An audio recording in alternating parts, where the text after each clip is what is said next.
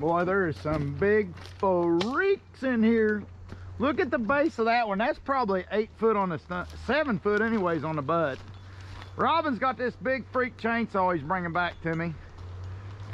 I only need that on them specialty ones. I think I can get the rest of these with my normal 28.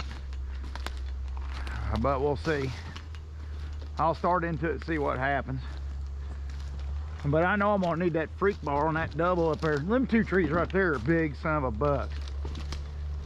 These are some big old whoppers now. Ha ha ha, whoppers. Oh my gosh. And they're rotting stingweed. All right. We love the stingweed.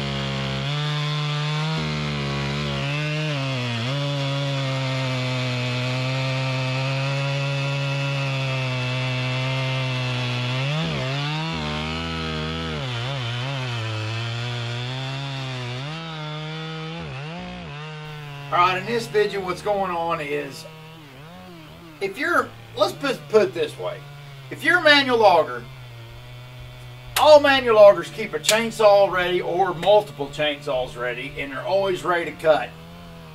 When you're a mechanical logger like we are now, man, your chainsaw is always in crappy shape. You never take care of it because it's not your main source of cash flow. So you don't give it the merits that it probably deserves and keep your saw ready to go at all times. That's one thing. Now, when you get into this soft ground timber, I get into it, we get into it every time we get out in this area, the soft ground timber. There is sand that gets up in this backwater and gets up impregnated in the bark of these trees. And that sand, if you're running chisel chain like we run, man, that sand hits that chisel chain and just, you can take a sharp chain and cut halfway through a tree and it's dull. The best chain to use is like round tooth chain, yard chain, you know. But I'm trying to stick my toe in the water. This is an evening. Today was supposed to be a feller buncher day. Well, I got done like an hour and a half early. So I jumped in here to hand cut these trees and tip my toe in the water and see what I'm dealing with.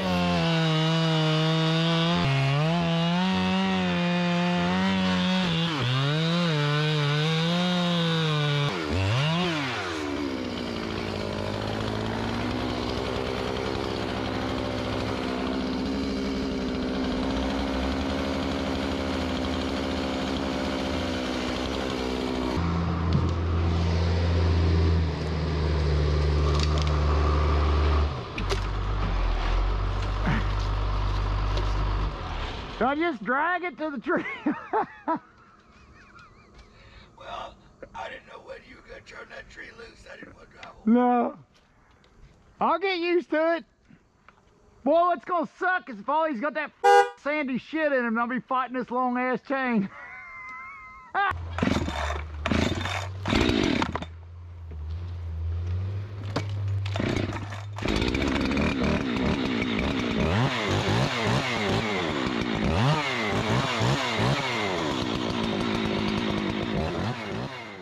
Well, I started out with my 28-inch bar on my backup saw, my 395 XP backup saw, and that thing's already dull, cutting circles, the rails are loose, wallered out, yada yada, throwed it off the side.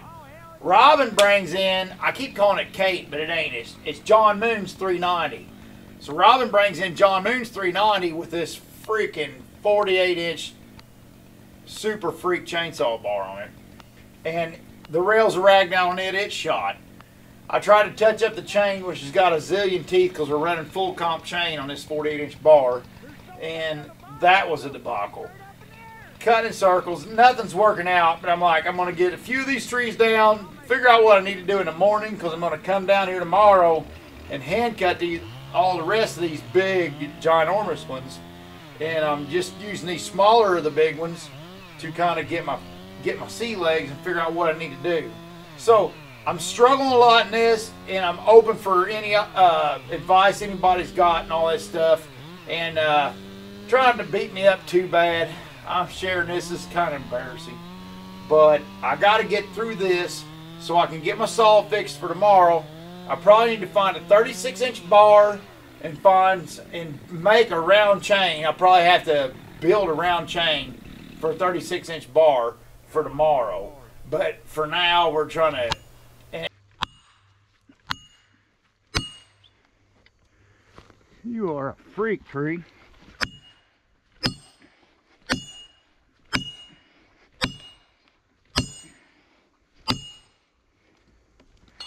Man. What a damn freak in nature, huh? Look at that. What'd you do? Oh, shit, sad. Hey.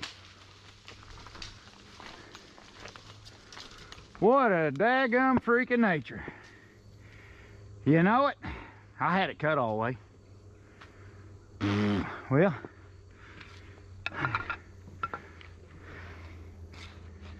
Take old freak bar here. See if I can cut some more. I don't want to have to switch it over. This is Kate. This is 572.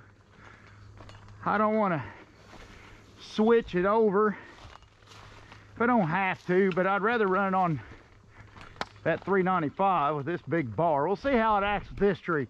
This tree will need to go towards Brutus a little bit, because I'm not wedging these freaks if I don't have to.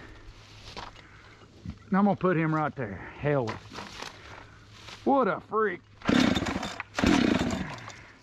Come on now. Oh, come on now.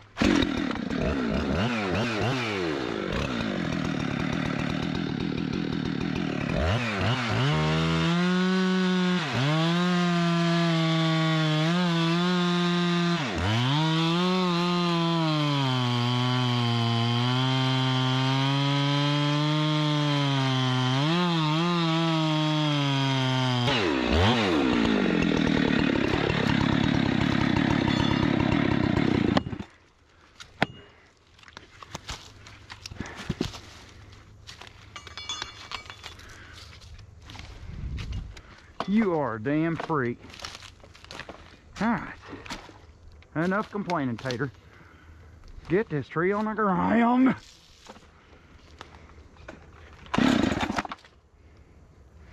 Was it out of juice? No? Well, let it die on us.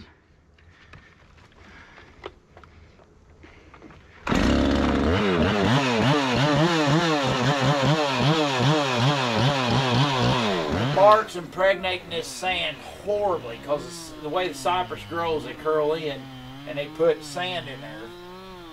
Horrible. I mean, I can cut through and pull it, and her tree falls, look, and there's like 1.5 inches of dirt and sand in between the folds, like in between the fat folds on the side. And I'm also finding out none of them will fall on their own. I think we'll find at the end of this, I think I cut every single tree and not a one of them fell. And I'm not that bad at judging lean. They just have no top weight, and the base of these things are just wide bottom base. Feels good. Just this fat girl don't want to fall without persuasion. Probably got a little hefty hinge on it too. Come on, fat girl. Come on, fat girl. Come on, fat girl.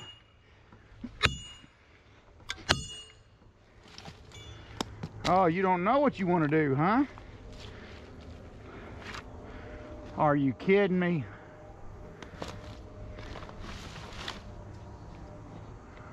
Are you kidding me?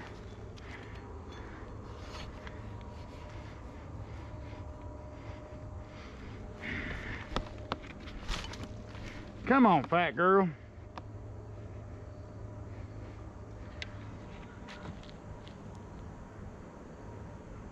Hinge is too fat, I think.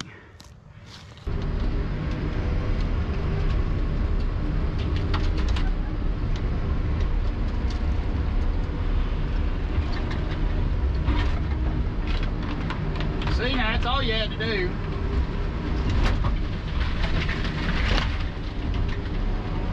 Hell, I didn't have too much hinge holding. It just too fat to start falling.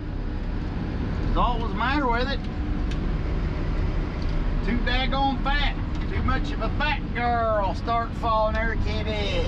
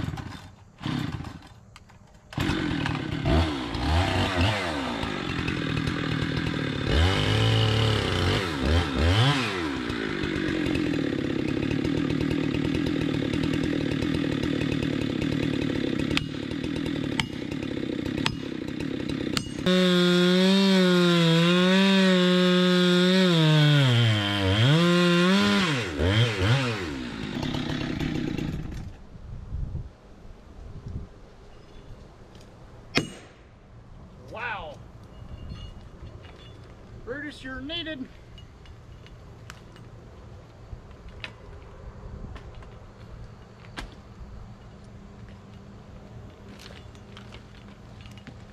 Mr. Dunbar, you're needed.